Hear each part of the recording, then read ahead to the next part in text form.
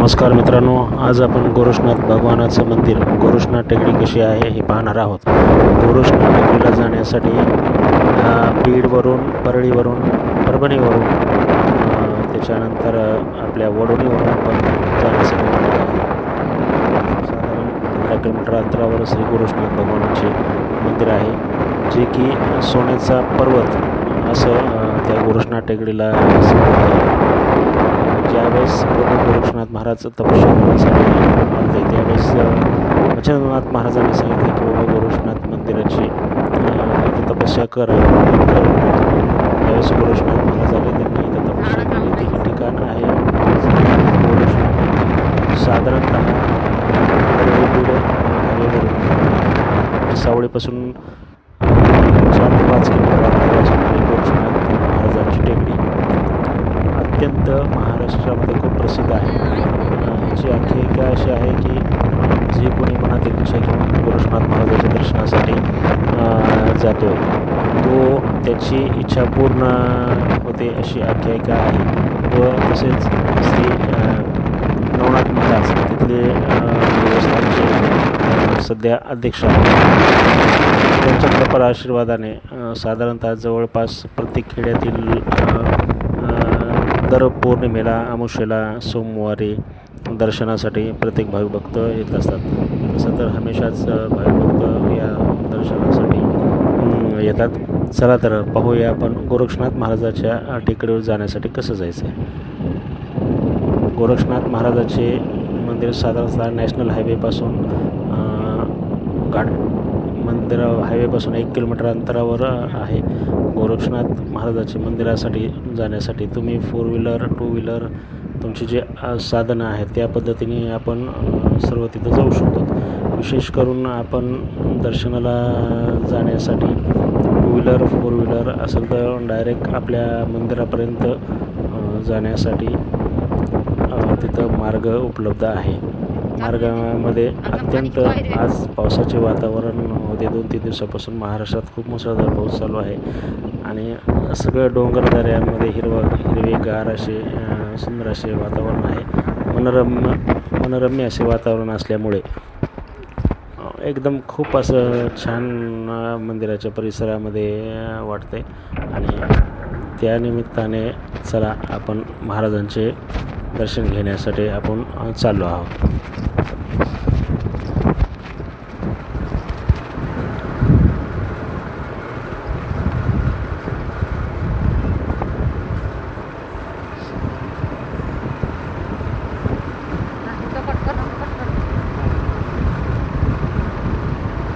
नागमोडी असा रस्ता अत्यंत मनमोहक आहे। आजूबाजूला खूप झाडे असल्यामुळे एकदम प्रसन्न असं वातावरण आहे। उन्हाळ्यामध्ये पण खूप छान वाटते, थंडीमध्ये, पावसाळ्यामध्ये पण खूप छान असं जाण्यासाठी मार्ग आहे आणि एकदम हिरवेगार प्रसन्न असे मंदिराचे क्षेत्र आहे। त्यामुळे अवश्य सर्वांनी दर्शनासाठी येत जा। आपली मनातली इच्छा पूर्ण गोरक्षनाथ महाराजांना सांगत जा।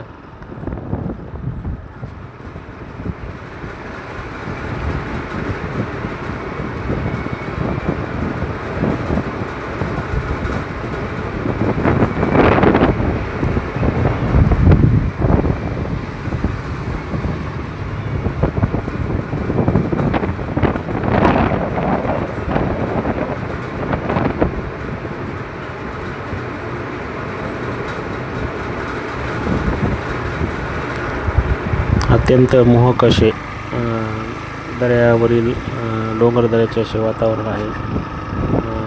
जसे की डोंगरामध्ये एकदम हिरवी चादर पसरेल अशी निसर्गरम्य आहे। हे गोरक्षनाथ मंदिराचे आपण जवळपास आलेलो आहोत। गोरक्षनाथ मंदिराच्या आसपास एक साधारण 200 ते 250 फुटाच्या जवळ आहोत, जेणेकरून हा जे ग्राउंड आहे पूर्ण पार्किंगसाठी ग्राउंड आहे हा। त्याच्यामध्ये खूप मोठं असं सभामंडप महाराजांनी सप्ताहासाठी उभं केलेलं आहे। ह्या सप्ताहासाठी की जेणेकरून नारळी पौर्णिमा असेल, त्याच्यानंतर तुमचे इतर काही कार्यक्रम असतील त्यासाठी सर्व पंचक्रोशीतील गावकऱ्यांनी मिळून या सभामंडपाचे उभारणी केलेली आहे. सभामंडप खूप साधारण एक एकरच्या आसपास हा सभामंडप आहे, जेणेकरून हजारो भाविक भक्त इथं प्रसाद वगैरे घेऊ शकतात. चला तर मग आपण आलेलो आहोत गोरक्षनाथ मंदिराच्या प्रांगणामध्ये. गोरक्षनाथ महाराजाचं मंदिर इथून एकदम असं मोहक, असं निसर्गरम्य असं दिसतंय. चला तर मग आपण गोरक्षनाथ महाराजाच्या पायऱ्या चढत आहोत. हा पायऱ्या चढताना खरंच म्हणजे माणूस असं निसर्गरम्य परिस्थितीमध्ये, निसर्गाच्या सानिध्यामध्ये चालत जाताना दर्शनासाठी खूप साधारण 250 ते 300 पायऱ्याच्या आसपास पायऱ्या असतात. त्या दृष्टीने चला तर मग आपण महाराजाच्या दर्शनास आपण जात आहोत.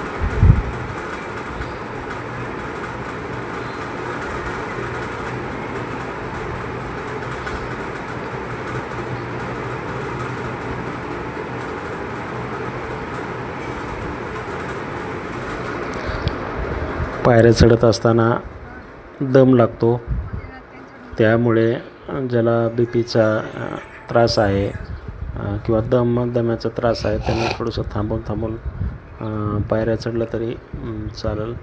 एकदम फास्ट स्पीडमध्ये न चालता आपल्या सोयीनुसार दमाने चालावे.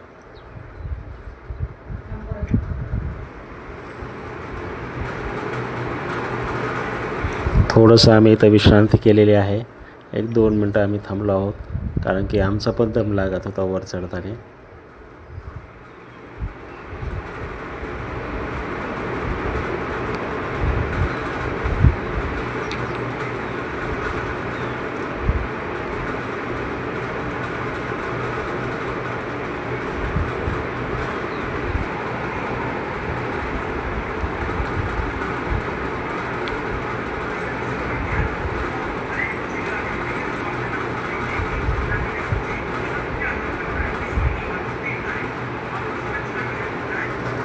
आता शेवटच्या एक साधारण 15 ते 20 पायऱ्या आपल्या राहिल्या असतील मंदिरात जाण्यासाठी.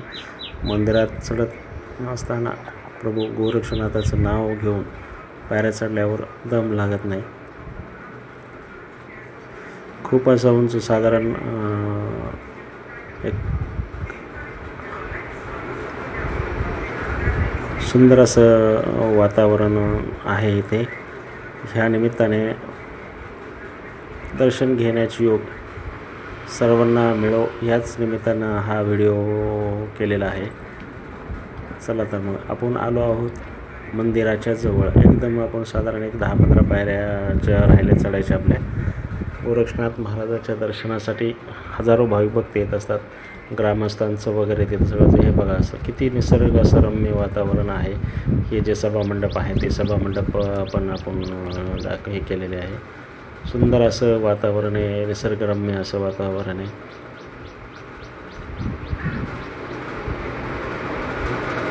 ओम श्री गोरक्षनाथाय नमः.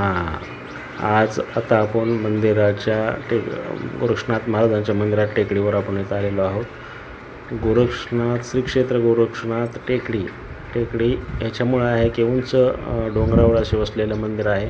त्यानिमित्ताने टेकडी असं नाव मंदिराला दिलेलं आहे. प्रभू गोरक्षनाथ महाराजांनी इथे तपश्चर्या केली ती मच्छिंद्रनाथ महाराजांनी सांगितल्यामुळे त्यानिमित्त गोरक्षनाथ महाराजांचं इथं दर्शनाचा योग सगळ्याला मिळावा हीच गोरक्षनाथ महाराजांना प्रार्थना. गोरक्षनाथ महाराजांनी इथं यांच्या खूप मोठं असं सुंदर असं मंदिर आहे. मंदिर जुनंच आहे, पण आता सभामंडप वगैरे ते नवीन सगळे झालेले आहे. खूप सुंदर असं वातावरण आहे, एकदम एक नंबर असं वातावरण आहे इथे. ओम श्री गोरक्षनाथाय नमः. ओम श्री गोरक्षनाथाय नमः. ओम श्री गोरक्षनाथाय नमः. ओम श्री गोरक्षनाथाय नमः. ओम श्री गोरक्षनाथाय नमः. चला तर मग आपण मंदिराच्या दर्शन घेऊ. गोरक्षनाथ महाराजांचं मंदिराचं दर्शन घेऊ आपण. सभा मंडप इथं हे जे आसन आहे बाबा बसतात तिथं. नवनाथ महाराजांचं आसन आहे. नवनाथ महाराजांनी इथं हजारो लोकांचे प्रश्न सोडवण्यासाठी इथं विराजमान असतात. ही किसन बाबाची अगोदरची जागा होती. इथं किसन बाबाचा आणि नवनाथ बाबांचा असं फोटो ठेवलेला आहे. चला तर मग गोरक्षनाथ महाराजांचं आपण दर्शन घेऊ. ओम श्री गोरक्षनाथाय नमः. ओम श्री गोरक्षनाथाय नमः. ओम श्री गोरक्षनाथाय नमः. ओम श्री गोरक्षनाथाय नमः. सुंदर असं गोरक्षनाथ महाराजांची फोटो आहे आणि महादेवाच्या पिंडीच्या बाजूला बसलेले ते ज्या पादुका वगैरे आहेत ते गोरक्षनाथ महाराजांचे आहेत.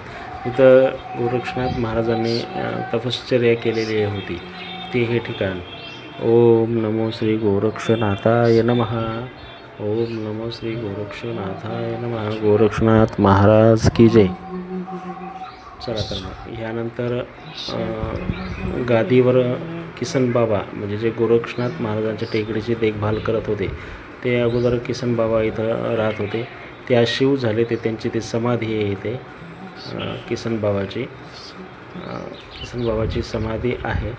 आज त्यांच्या गादीवर श्री नवनाथ महाराज आहेत. याच्या बाजूलाच 9 छोटे असे मंदिर आहेत जे की नवनाथ म्हणून असेच समजले आहेत. त्यानंतर इथं तुळजापूरच्या आई तुळजा भवानीची मूर्तीची प्राणप्रतिष्ठा केलेली आहे.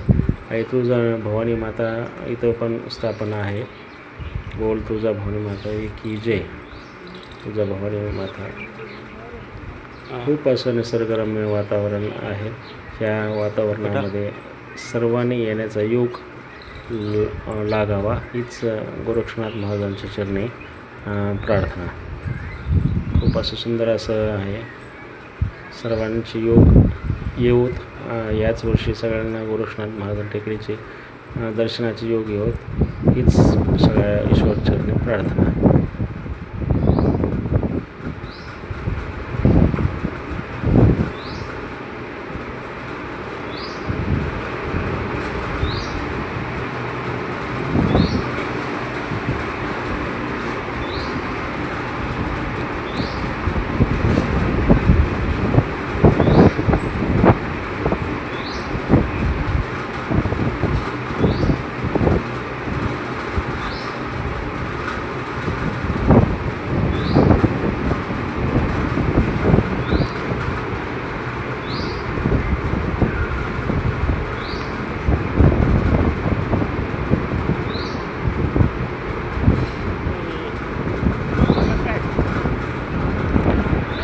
हाच तो सभामंडप जे आपण वरून बघितला होता.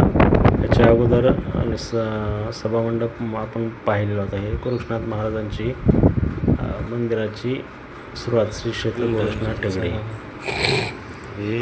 चला आपण खाली त्याच्यानंतर एक सभामंडप आहे जिथे की तिथं दत्त महाराजाचं मंदिर आहे. दत्त महाराजाच्या मंदिरामध्ये मंदिराच्या बाजूला स्वतः खूप अखंड हरिनाम वगैरे सप्ताहावर तिथं होतात, अजूनही होतात. तसेच श्री किसन बाबा व नवनाथ महाराज हे ह्यांचे इथं म्हणजे फोटो वगैरे आहे जे की तिथं बसून ते कीर्तन वगैरे करतात. ह्या निमित्ताने एवढंच सांगायचं की जसं घडेल तसं प्रत्येकाने श्री गोरक्षनाथ टेकडीला यावं दर्शनासाठी. खूप असे बाबांचे चमत्कार आहेत जे की तुमच्या आर्थिक अडचणी असतील, अनंत अडचणीतून मार्ग काढण्यासाठी बाबा तिथं प्रश्नोत्तर हमेशा दर सोमवारी करतात. तिथे जे काय मनातील प्रश्न उत्तर असतील ते बाबांना विचारल्यानंतर ते पूर्ण त्यांना लोकांसाठी वेळ देऊन ते त्या प्रश्नाचे उत्तरे देतात. हे जुने फोटो बाबांचे जे की तिथं त्या टेकडीच्या प्रांगणामध्ये केलेले आहेत. तसेच इथं ह्यानंतर आपल्याला मिळेल की इथं बाबा इथं हमेशा नवनाथ बाबा इथं प्रश्नोत्तरासाठी हमेशा बसतात. दर सोमवारी असतात. त्याच्याच बाजूला श्री दत्त महाराजाचं मंदिर आहे जे की खूप नयनरम्य असं दत्त महाराजांचं मंदिर आहे. ओम द्रां चिरंजीवने नमः ही महाराजांची यांची आरती आहे. त्या निमित्ताने सर्वांनी गोरक्षनाथ महाराजांच्या टेकडीला येण्याचा योग यावा. सर्वांनी या गोरक्षनाथ महाराजांच्या टेकडीसाठी यावे. हे असं पूर्ण असं इथं एक सभामंडप आहे जे की लोकांसाठी